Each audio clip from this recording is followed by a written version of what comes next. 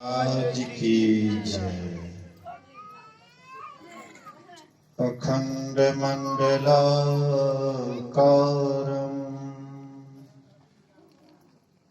व्याप्तं येन चराचरं तत्पदं दर्शितं येन तस्मै श्री गुरुवे नमः। धन्य धन्य सतगुरु सुखदा महिमा कहे न जाए। जो कछु कहो तुम्हारी कृपा मोते कछु न बसाए। सर्वत्र सर्वदा वर्तमान सद्गुरु महाराज जी के पावन चरणों में कोटि कोटि नमन। उपस्थित गुरुजन, धर्म प्रेमी सत्संगी बंधुओं, पूजनीय माताओं तथा भक्तिमती बहनों,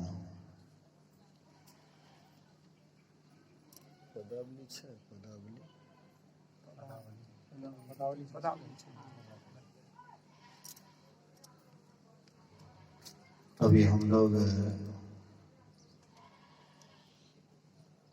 नवधा भक्ति से अरण्यकांड के अंतर्गत श्रवण कर रहे थे। श्री रामचरितमानस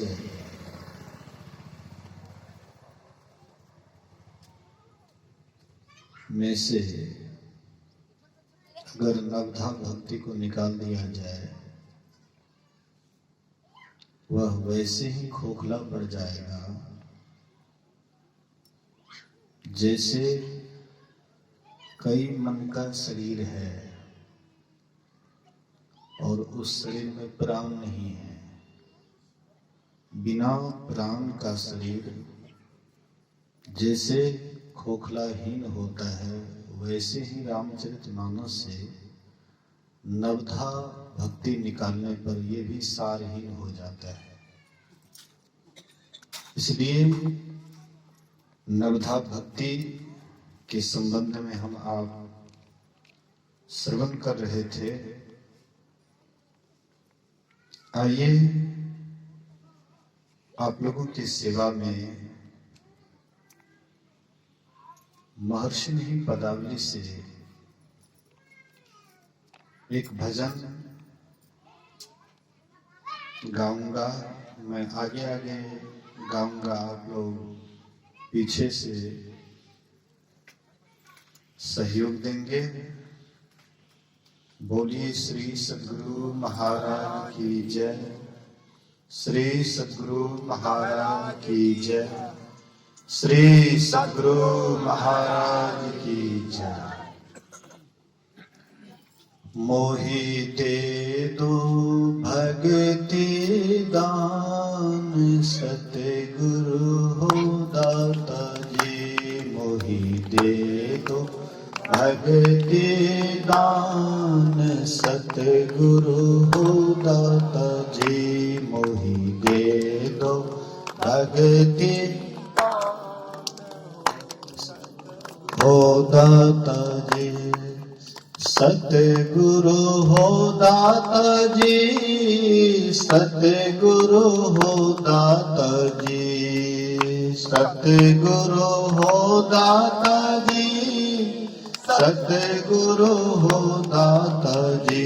मोहि दे दो भक्ति दान सतगुरु हो दाता जी। मोहि दे दो भक्ति दान सतगुरु हो दाता जी। दस दिशि विषय जाल से हो घेरो। दस दिशि विषय जाल से हो घेरो।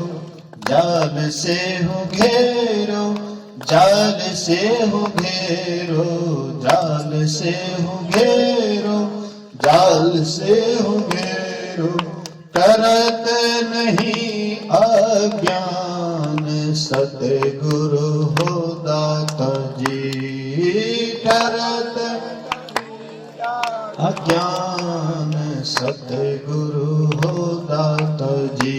मोहि दे दो भगति दान, सतगुरु हो दाता जी।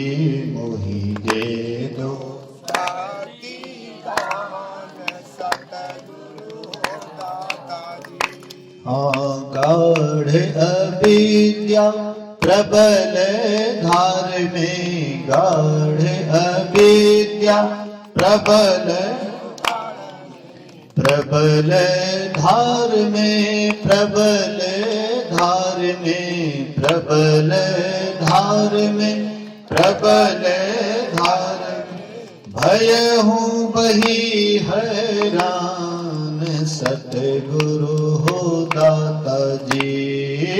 भय हूँ बही हैरान, सतगुरु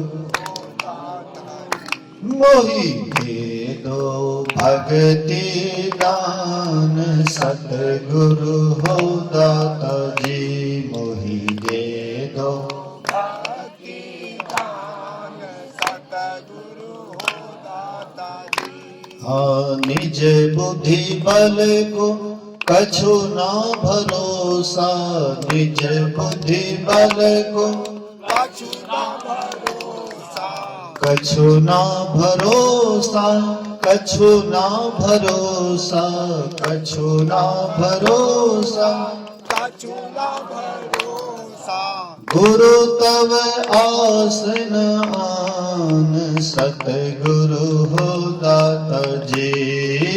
गुरु तव आसन आन, सतगुरु हो दाता जी। मोहि दे दो भगति दान, सतगुरु हो दाता जी। मोहि दे दो भगति दान, सतगुरु हो दाता जी। जग के सब संबंधिन देखे, जग के सब संबंधिन देखे, संबंधिन देखे, संबंधिन देखे, तुम बिनु हित ना महान, सतगुरु हो दाता जी। तुम बिनु हित ना महान, सतगुरु हो दाता जी। मोहि दे दो भगति दान, सतगुरु हो दाता जी।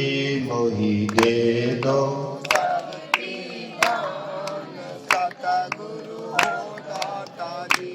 बाहर अंतर भक्ति कराई, बाहर अंतर भक्ति कराई, भक्ति कराई, भक्ति कराई, भक्ति कराई, भक्ति कराई। दीजय आत्म ज्ञान, सतगुरु हो दाता जी। दीजय आत्म ज्ञान, सतगुरु हो दाता जी। मोहि दे दो भगति दान, सतगुरु हो दाता जी। मोहि दे दो भगति दान, सतगुरु हो दाता जी। नात्म द्वैत से बाहर की जय, नात्म द्वैत से बाहर की जय, बाहर की जय, बाहर की जय, बाहर की जय, बाहर की जय। यही विनती नहीं आन, सतगुरु हो दाता जी। यही विनती नहीं आन, सतगुरु हो दाता जी। मोहि दे दो भगति दान, सतगुरु हो दाता जी, मोहि दे दो भगति दान, सतगुरु हो दाता जी। बोलिए श्री सद्गुरु महाराज की जय। अभी हम आप श्रवण कर रहे थे श्री रामचरितमानस तृतीय सोपान अरण्य कांड से। भगवान श्री राम वनवास काल में मां सबरी के आश्रम में पधारते हैं।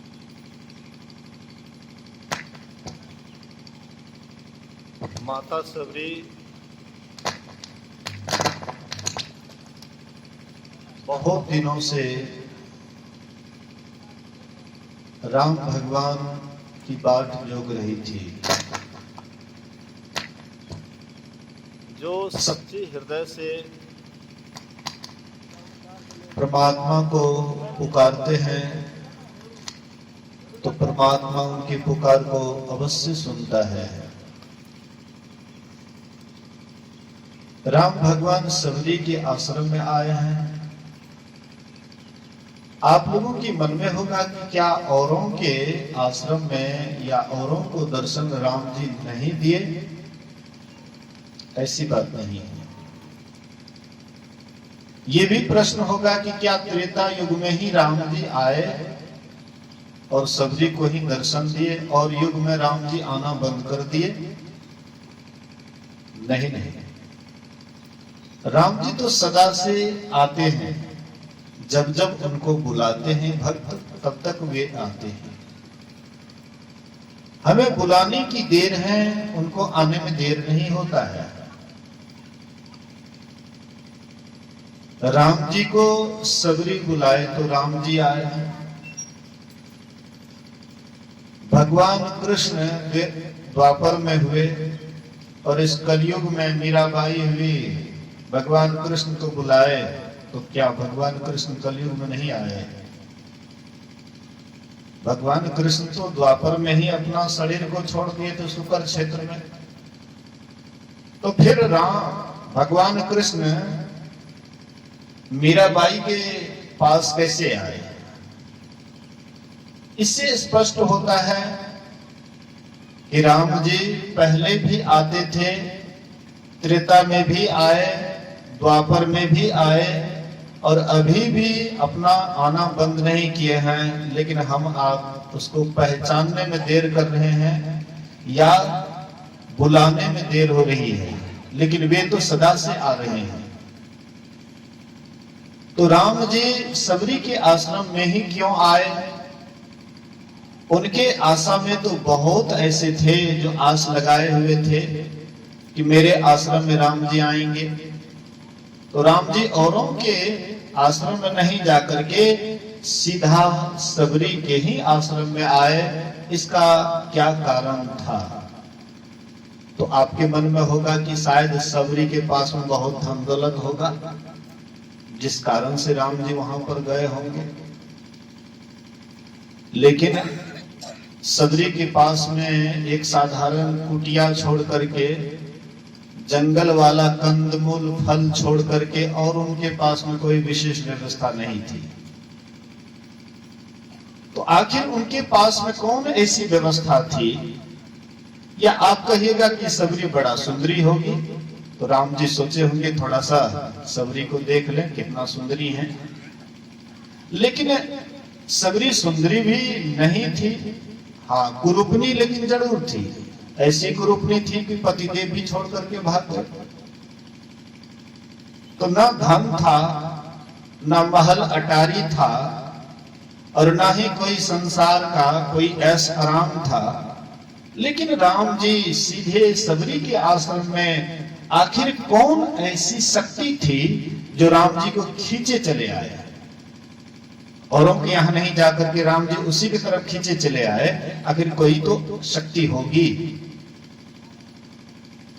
कुछ तो होगा जिसके कारण से राम जी उनके ही आश्रम में आए। 88,000 ऋषि मुनि का निरादर कर दिए। वे लोग भी बाट जोग रहे थे कि राम जी मेरे ही यहाँ आएंगे पहले, लेकिन सबरी के ही आश्रम में आते हैं। आखिर कौन ऐसी विशेषता थी मां सबरी में जिसके कारण से राम जी उनके ही आश्रम में आते हैं?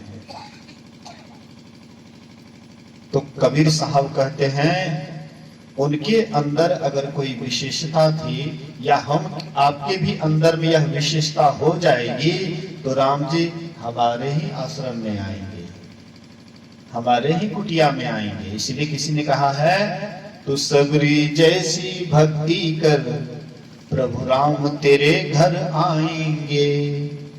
तू सबरी जैसी भक्ति कर प्रभु राम तेरे घर आएंगे। ऐसे हैं मेरे राम, ऐसे हैं मेरे राम, ऐसे हैं मेरे राम, ऐसे हैं मेरे राम। तो सबरी जैसी भक्ति कर प्रभु राम तेरे घर आएंगे।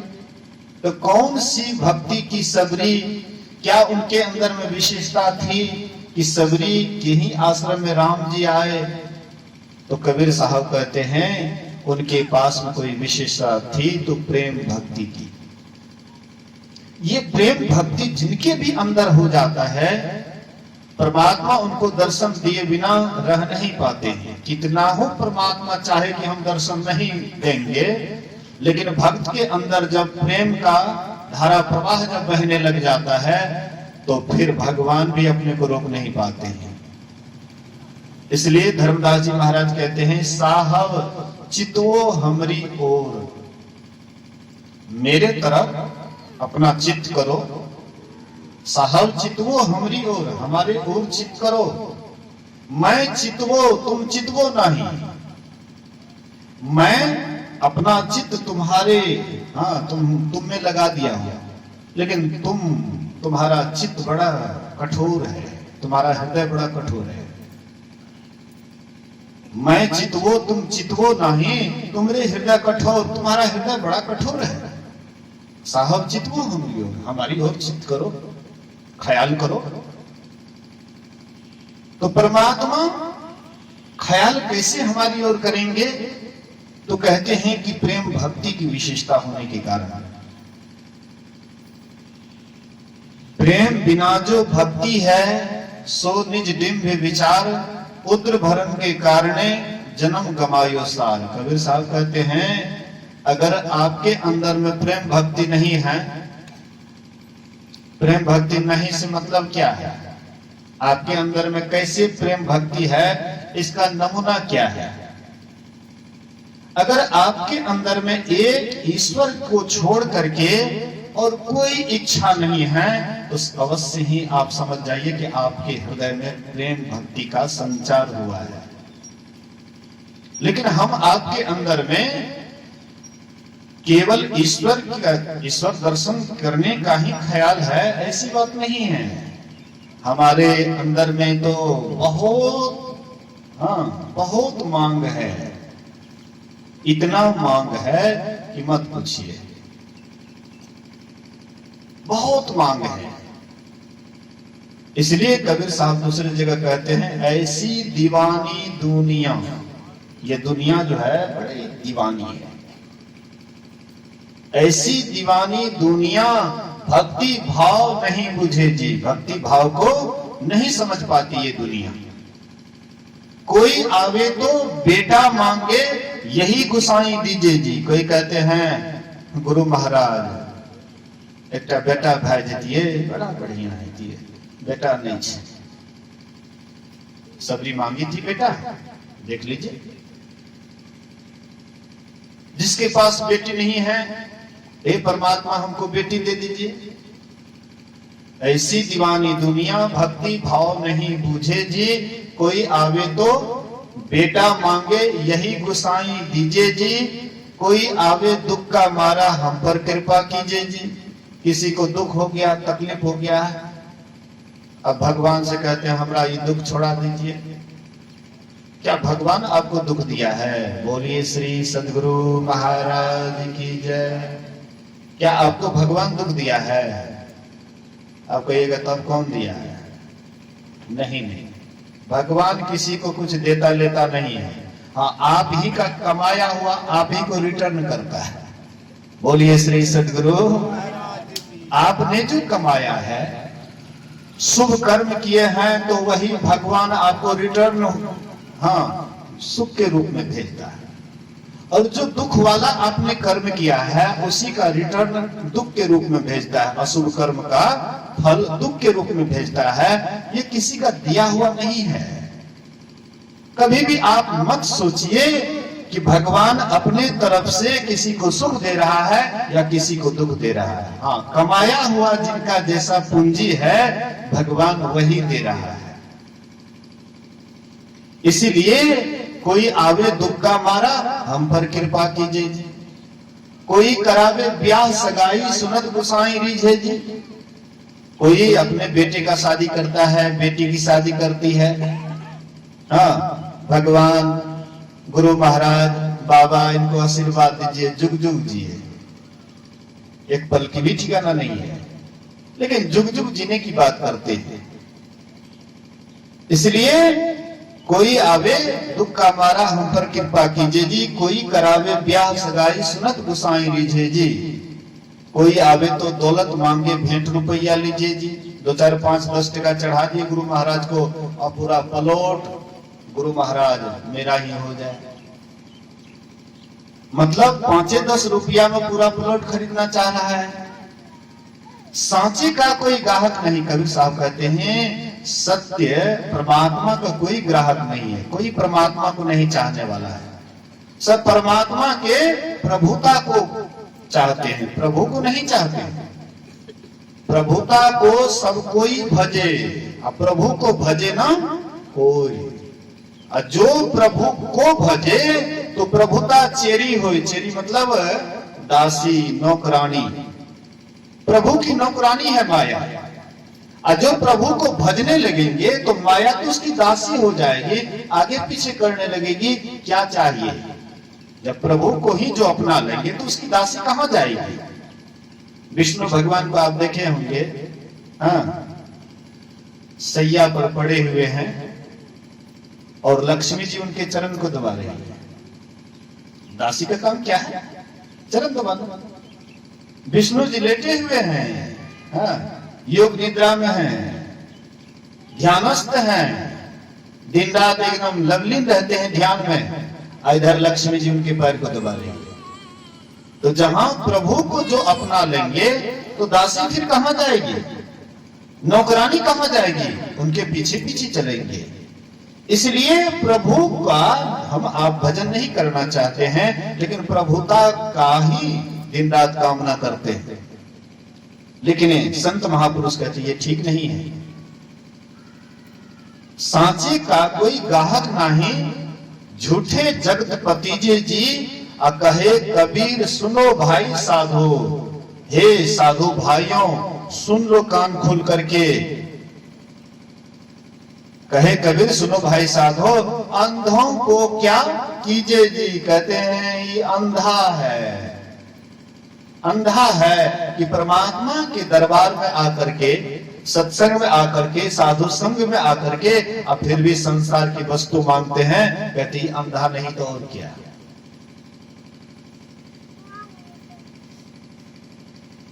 एक राजा दरबार लगाया। बोलिए श्री सद्गुरु महाराज। एक राजा, बड़े उदार राजा होंगे, बहुत बड़ा मेला लगाया, बहुत बड़ा मेला, और पूरी प्रजा को ऐलान कर दिए कि जिनको जो सामान पसंद हो एक सामान ले सकते हैं, ज्यादा नहीं, एक सामान। पूरी प्रजा को बहुत बड़ा मेला लगाया। जिनको जो सामान पसंद हो एक सामान, जितना लेना चाहो ले सकते हो। बहुत रंग का सामान, खाने पीने पहनने, बहुत रंग बिरंग का जो है मेला लगा हुआ था। प्रजागण गए मेला देखने के लिए, जिनको जो जो सामान पसंद हुआ, जितना ले सका खूब मन भर भर करके ले गया। लेकिन एक व्यक्ति जिनके पास में सत्संग के द्वारा विवेक बिल्कुल जगा हुआ था, सार असार का जिसको ज्ञान था, सत्य असत्य का ज्ञान था, वह व्यक्ति बोले कि इतनी उदार राजा कि जो सामान पसंद हो एक सामान ले सकते हो, तो क्या करना चाहिए? तो मन में विचार करने लगे। विचार करते करते मन में होता है कि चलो एक सामान लेना है, अच्छा एक ही सामान लेंगे। तो क्या सामान लेंगे? वह बेचारे अगल बगल कहीं भी दृष्टि न डोले, अगल बगल कहूं दृष्टि न डोले, सन्मुख बिंदु पकड़ लागी। वो बेचारे अगल बगल क्या बाजार में है नहीं है, क्या सामान है नहीं है, कहीं पर ध्यान नहीं दिए और सीधे राजे के पास चले गए। राजा के पास चले गए तो राजा कहते हैं, राजा की परिक्रमा करने लगे। राजा की परिक्रमा करने लगे, बोले कि भाई तुमको कोई सामान पसंद नहीं हुआ, बाजार में बहुत सामान है, जो सामान लेना हो ले लो। तो बोले कि आप बोले हैं एक सामान, बोले कि हाँ ये तो बोला हूं। तो बोले कि मैं आप ही को लेता हूं, मैं एक आप ही को लेता हूं और मुझे कोई सामान नहीं चाहिए, मैं आप ही को ले रहा हूं। और जो राजे को अपना लिए तो पूरा बाजार किसका हुआ? राज्य किसका हुआ? मेला किसका हुआ?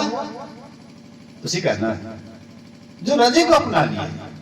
वैसे परमात्मा रूपी राजा को लोग मांग करके नहीं, संसार रूपी मेला में जो सामान मांगिएगा परमात्मा से, बेटा मांगिएगा बेटा मिल जाएगा, लेकिन इससे मोक्ष मिल जाएगा आपको, परमात्मा मिल जाएंगे।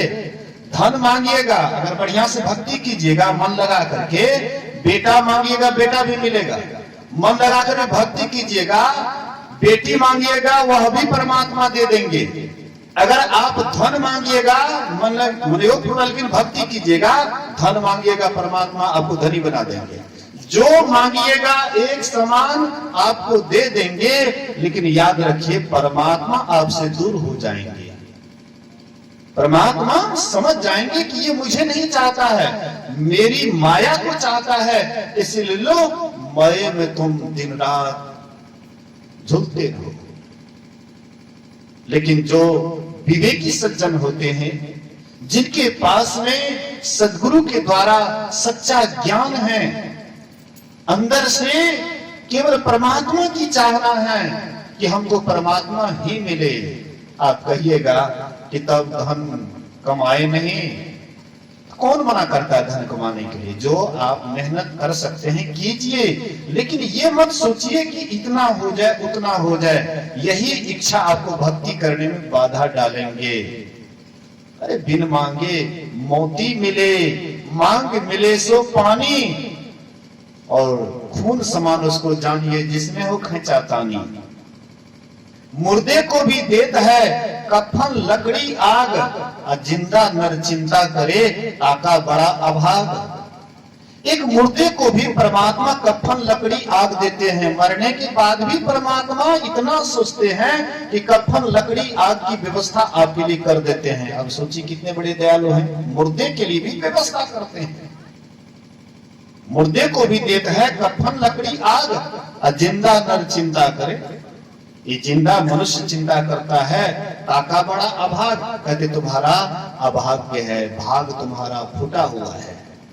फुटल मनुष्वा के भाग गुरुगम नाही लहे।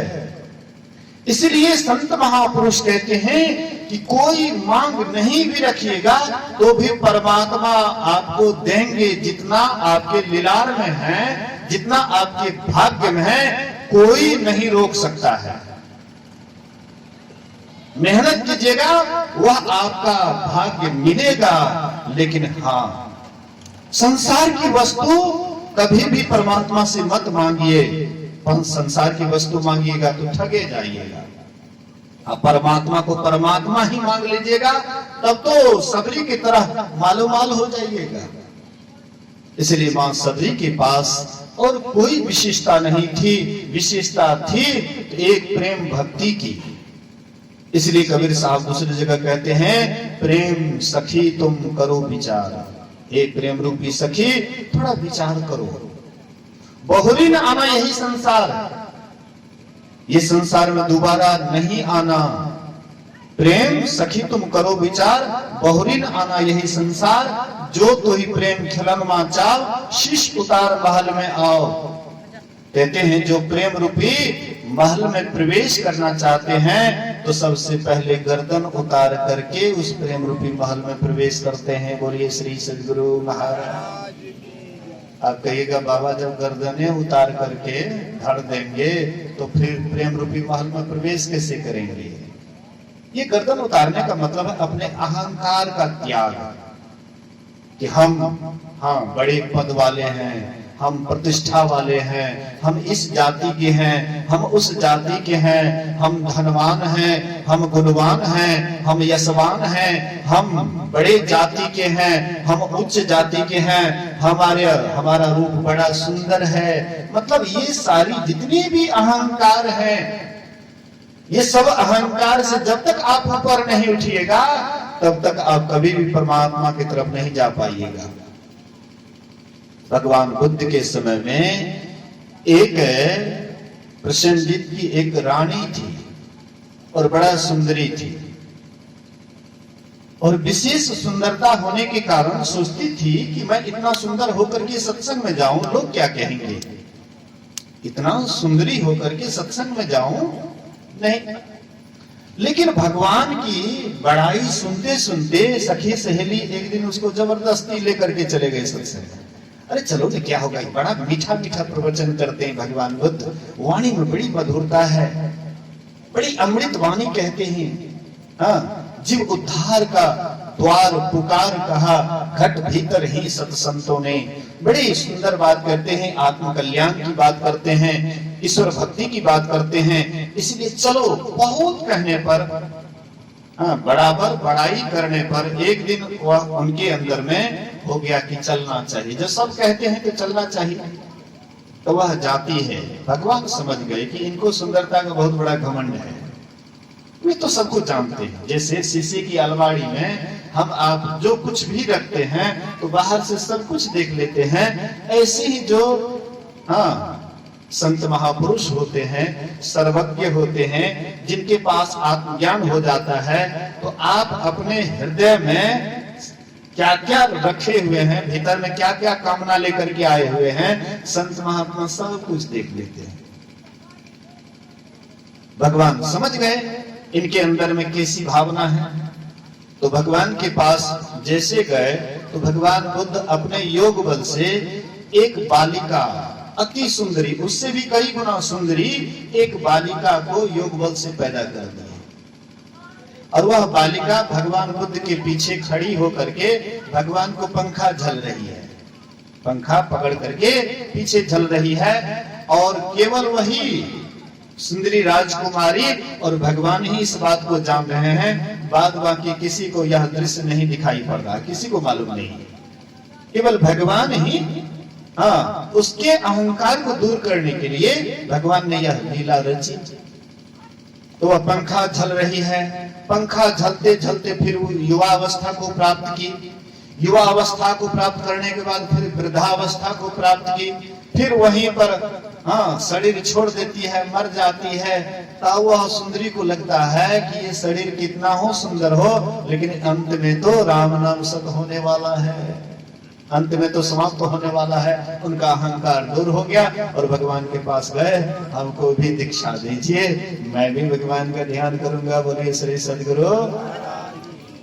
तो अहंकार होने के कारण हम आप देखते हैं हमारे बच्चे लोग पढ़ लिख करके थोड़ा विशेष पढ़ लिख लेते हैं, इंग्लिश मीडियम में पढ़ते पढ़ते इंग्लिश का ज्यादा जानकार हो जाते हैं। उनके मन में घमंड हो जाता है कि हम इतना पढ़े लिखे, अब बाबा तो उतना पढ़े लिखे नहीं है, फिर बाबा के पास कैसे बैठे?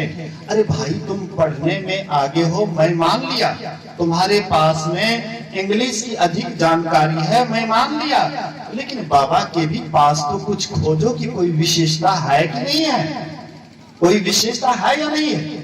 अगर तुम झांक करके देखोगे तो तब तुमको पता लगेगा कि नहीं, मेरे सामने में उनके अंदर में जो सद्गुण भरा हुआ है, मैं बिल्कुल उनके सामने कोड़ा कागज हूं, फीका हूं। लेकिन ये तो कभी देखते नहीं है। थोड़ी थोड़ी अहंकार में थोड़ा थोड़ा गुण ग्रहण कर लेते हैं, उसी अहंकार में हम आप उसी अहंकार में पूरा जीवन गंवा देते हैं। इसलिए महापुरुष कहते हैं ये अहंकार से ऊपर उठो। यही है अपने सिर को काट करके नीचे धरना, उसके ऊपर पैर दे करके प्रेम रूपी महल में प्रवेश करना। प्रेम सखी तुम करो विचार, बहुरीन आना यही संसार, जो तो ही प्रेम खेलनवा चाव, शीश उतार महल में आओ। जो तो ही प्रेम खेलनवा चाव, शीश उतार महल में आओ। खेलत प्रेम बहुत पचिहारी, जो खेली है सो जग से न्यारी। प्रेम समान और नहीं आम, प्रेम खिलनवा यही विशेष, मैं तो ही देखूं तू मोही देख। प्रेम खिलनवा यही स्वभाव, तू चली आओ कि वो ही बुलाओ। कहते ये प्रेम की विशेषता है। या तो परमात्मा के पास आप स्वयं चले जाइए या परमात्मा को अपने पास बुला लीजिए। तो गुरु महाराज कहते थे कि अगर तुम परमात्मा को अपने पास बुलाते हो तो तुम ठगे जाओगे, इसलिए स्वयं चलो परमात्मा के पास। अगर परमात्मा को हम बुलाएंगे तो वे कैसे आएंगे? दो भुजी रूप में, 2 हाथ वाला, 4 हाथ वाला, 6 हाथ वाला या 1000 हाथ वाला विराट रूप लेकर के आएंगे। लेकिन रूप जितना भी है वह झूठा है, असत्य है, माया है। फिर माया का दर्शन करेंगे लेकिन आपका पूरा काम नहीं बनेगा, अधूरे काम रहेगा। प्रहलाद को दर्शन हुआ, माया रूप का दर्शन हुआ, क्या प्रहलाद का पूरा काम हो गया? ध्रुव को दर्शन हुआ, मायावी रूप का दर्शन हुआ, क्या ध्रुव का पूरा काम हो गया?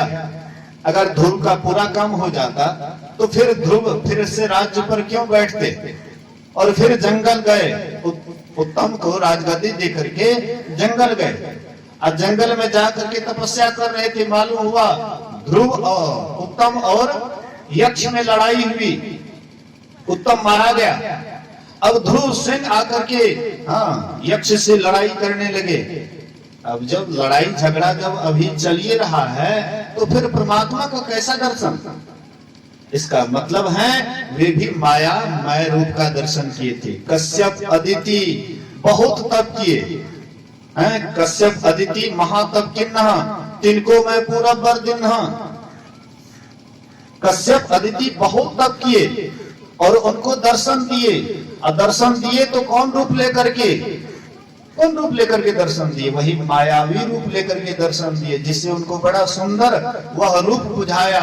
उनके मन में हुआ कि आप ही के तरह अगर मुझे बेटा होता तो मैं बराबर उनका दर्शन करते रहता। विचार कीजिए वह बेटा का भाव कैसे आ गया, सुंदर रूप की भावना, मोह उनके अंदर कैसे आ गया। तो आपको बढ़िया से गहराई में जाइएगा तो पता लगेगा जो सही रूप का दर्शन कर लेते हैं उनके अंदर में कोई मांग नहीं रहती है। चाह गई चिंता मिटी, मनमा बेपरवाह, जाको कछो न चाहिए सोई सहंसा। जिनके अंदर में कोई चाह नहीं है वही बादशाहों के बादशाह सहंसा होते हैं। लेकिन चाहना आपके अंदर में बचा ही है, इसका मतलब है आपको सही स्वरूप का दर्शन नहीं हुआ। तो इस तरह से अगर आप परमात्मा को अपने पास बुलाते हैं तो आप ठगे जाएंगे।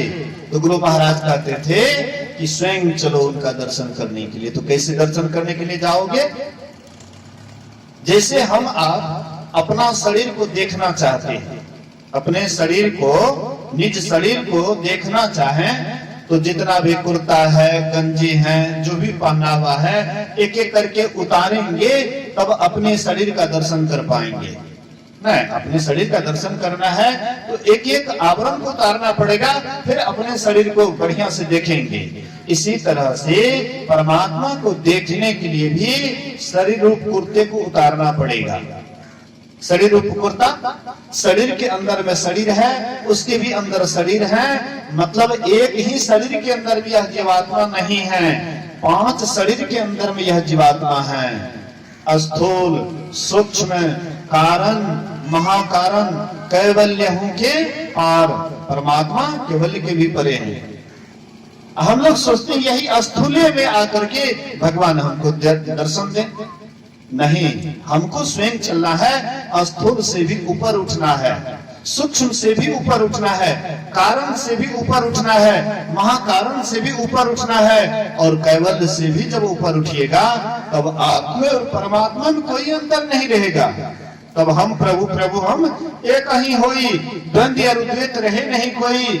मैं ही ऐसी आरती की जाए, भगवान जन्म बहुरी ने लीजिए। लेकिन वह कब होगा? जब सभी आवरणों को पार करेंगे।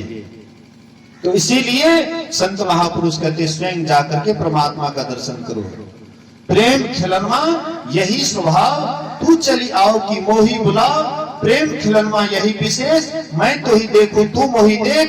खेलत प्रेम बहुत पचिहारी, जो खिली है सो जग से न्यारी।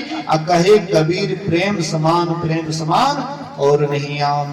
प्रेम के समान कहते और कुछ नहीं है। भगवान कृष्ण शांति दूत बन करके गए थे दुर्योधन को समझाने के लिए। हाँ, भगवान कृष्ण शांति दूत बन करके कि कम से कम अंतिम चेतावनी दे दें, शांति का संदेश दे दें, इसलिए शांति दूत बन करके गए और जाकर के दुर्योधन को समझाते हैं कि देखो, लड़ाई से कोई लाभ होने वाला नहीं है, झगड़ा से महाभारत से कुछ भी लाभ होने वाला नहीं है। इसलिए अच्छा होगा कि आपस में आधा आधा बांट लो। अरे जो ही हिस्सा तुम आधा दोगे पांडव ले लेंगे। बोले कि नहीं दूंगा आधा। तो बोले कि कम से कम 5 भाई है, तो 5 भाई में एक गांव, 5 गांव तुम दे दो, फिर भी युद्ध नहीं होने देंगे, हम उन लोगों को मना लेंगे, 5 गांव उसको दे दो। बोले दुर्योधन बोलते हैं कि बिना युद्ध किए हुए एक सुई का नोक भी नहीं दे सकता हो, और आप कहते 5 गांव। भगवान कृष्ण कहते हैं अब लगता है कि ये युद्ध टलने वाला नहीं है। हाँ, इसलिए मैं जा रहा हूं, अब युद्ध तय है। वहां से चलने लगे तो दुर्योधन कहते हैं कि रुक जाइए। 56 प्रकार का व्यंजन बना हुआ, राजा महाराजा था ना, पांडव तो जंगल झाड़ में रहते थे, लेकिन ये राजा महाराजा थे, राजा का बेटा था, राजकुमार था। कहते हैं कि रुक जाइए। बोले क्या बात है? बोले कि 56 प्रकार का व्यंजन, हुआ पकवान, खूब बढ़िया बढ़िया भोजन बना हुआ है, थोड़ा भोजन कर लीजिए। भगवान कृष्ण कहते हैं कि जो मेरे भक्त का नहीं हुआ वो मेरा क्या हो सकता है। सबसे पहले तो मेरे भक्त का जो आदर करता है मैं उसी को ग्रहण करता हूँ। लेकिन तुम मेरे भक्त का, 5 भाई पांडव वो मेरा भक्त हैं, लेकिन तुमने उनका ही अनादर किया, इसलिए मैं एक पल भी यहाँ नहीं ठहर सकता हूँ, मैं जा रहा हूँ। बोले कि इसको पकड़ो, बांधो। कोशिश किए, सैनिक दौड़े, लेकिन वे अपना वहां पर विराट रूप दिखला करके आगे निकल जाते हैं। द्वारिका से आए हुए थे रथ पर सवार होकर के, जैसे हम आपको भूख लगते हैं वैसे उनको भी भूख लगते हैं। भगवान को भूख लगी थी बड़ी जोर से, तो जाएंगे कहाँ? कोई कोई ऐसा भी घर होता है जहां पर प्रेम ऑटोमेटिक मिलता है, जहां पर आस बिछाए हुए रहते हैं कि कैसे कब आएंगे हमारे यहाँ साधु महात्मा, परमात्मा या जो भी हो, भगवान हो, कब आए। जो आस बिछाए हुए होते हैं उनके यहाँ बिना बुलाए भी संत महात्मा, संत भगवंत पधार जाते हैं। बोलिए श्री सदगुरु महाराज। गुरु महाराज जी एक जगह समय दिए हुए थे, सत्संग का समय दिए हुए थे। एक 8-9 वर्ष का लड़का, बच्चा, वो बड़ा प्रेम से कि आज गुरु महाराज मेरे यहाँ आएंगे, चौकी को धो दिए, सुंदर सुंदर पका हुआ अमरूद तोड़ करके एक बढ़िया से धो धा करके रख दिए, चौका चूल्हा, अपने से वह बच्चा नीक पोत, झाड़ू बहाड़ू सब कुछ कर रहे हैं। लोग जो भी पूछते थे कि भाई तुम काहे के लिए इतना ये सब कर रहे हो, तो मेरे यहाँ गुरु महाराज आएंगे। बोले तुम्हारे यहाँ क्या गुरु महाराज? अरे फलाने बाबू के यहाँ आएंगे, फलाना धनी आदमी, उनके यहाँ समय दिए हैं, गुरु महाराज उसके यहाँ आएंगे कि तुम्हारे यहाँ आएंगे, गरीब गुरबा के यहाँ आएंगे, बच्चा के यहाँ? नहीं, ये सब बात भ्रम छोड़ दो। लेकिन वो किसी की बात नहीं सुनते थे, बड़ा प्रेम से एकदम सब कुछ किए। और गुरु महाराज जी की जब गाड़ी ऐसे ही सामने रोड से गुजर रहे थे तो गुरु महाराज बोले कि रुको, यहाँ पे रुको। कहते हजूर ये घर नहीं है जो समय लिए है, ये घर नहीं है हजूर, आगे है। बोले कि रुको ने जी, रुकवाए गाड़ी। और गुरु महाराज जी गए, वह बच्चा जो चौकी धो धा करके रखे हुए थे, गुरु महाराज जी वहां पर गए। हाँ, गुरु महाराज वहां गए। उसके बाद कहते हैं कुछ खाने के लिए भी है, पका हुआ अमृत वह बच्चा ला करके देता है। गुरु महाराज जी उस समय चबला चबला करके बड़ा प्रेम से वह खा रहे हैं। आहा, बड़ा बढ़िया सुंदर अमृत रखा है, बड़ा स्वाद लगता है। तो संत महात्मा तो प्रेम जहां पर मिलता है बिना बुलाए भी वहां चले जाते हैं, बुलाने की भी आवश्यकता नहीं पड़ती, केवल आपके अंदर प्रेम होना चाहिए। वैसे ही भगवान कृष्ण बिना बुलाए विदुर के यहाँ चले जाते थे। साग विदुर के खाई प्रसिद्ध है। साग खाने के लिए प्रेम से साग मिलता है, वो भी आराम से खाते हैं।